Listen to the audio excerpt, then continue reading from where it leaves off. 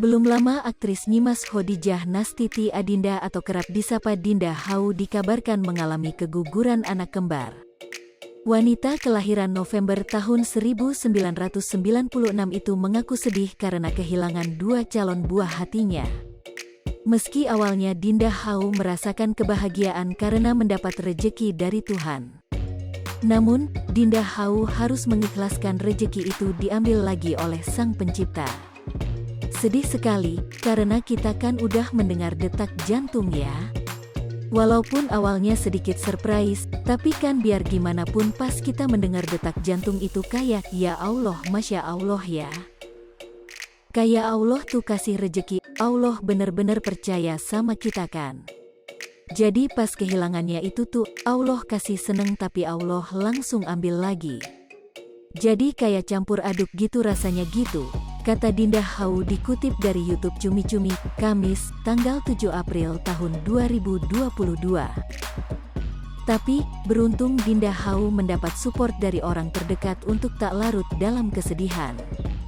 Sebab, hidup harus terus berjalan dan ia harus fokus dengan apa yang ada sekarang.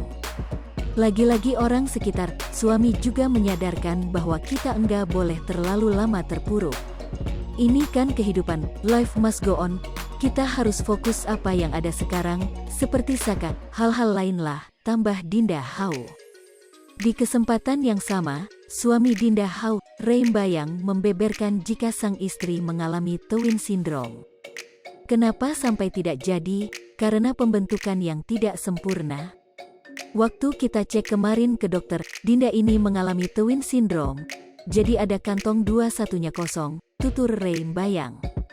Namun, ia tak mengetahui persis saat Dinda Hau pendarahan di Paris. Dan keduanya baru membawanya ke dokter sepulang dari City of Love itu. Tapi kita enggak tahu nih persisnya, karena kita kan baru periksanya setelah pendarahan waktu di Paris. Kita ngege, atau pendarahan itu entah apa, atau apa, jadi kondisinya seperti itu, jelas Ray Mbayang. Belum lama aktris Nyimas Khadijah Nastiti Adinda atau kerap disapa Dinda Hau dikabarkan mengalami keguguran anak kembar. Wanita kelahiran November tahun 1996 itu mengaku sedih karena kehilangan dua calon buah hatinya. Meski awalnya Dinda Hau merasakan kebahagiaan karena mendapat rejeki dari Tuhan.